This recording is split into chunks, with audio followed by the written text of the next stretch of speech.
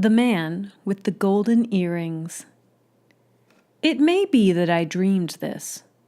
So much at least is certain, that I turned one day from the traffic of a city and came to its docks and saw its slimy wharves going down green and steep into the water, and saw the huge gray river slipping by and the lost things that went with it turning over and over.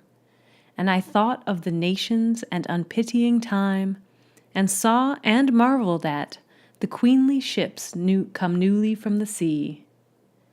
It was then, if I mistake not, that I saw leaning against a wall, with his face to the ships, a man with golden earrings. His skin had the dark tint of the southern men, and the deep black hairs of his mustache were whitened a little with salt. He wore a dark blue jacket, such as sailors wear, and the long boots of seafarers. But the look in his eyes was further afield than the ships, and he seemed to be beholding the farthest things. Even when I spoke to him, he did not call home that look, but answered me dreamily with that same fixed stare, as though his thoughts were heaving on far and lonely seas.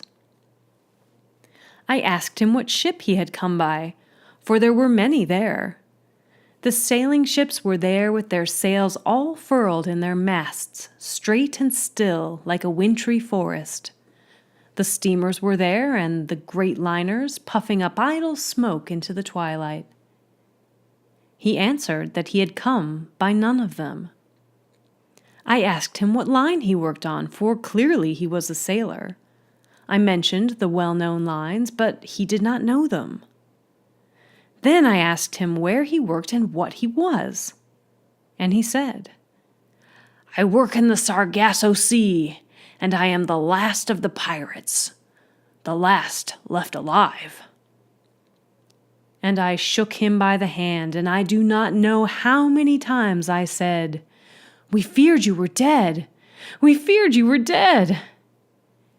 And he answered sadly, "No, no. I have sinned too deeply on the Spanish seas. I'm not allowed to die."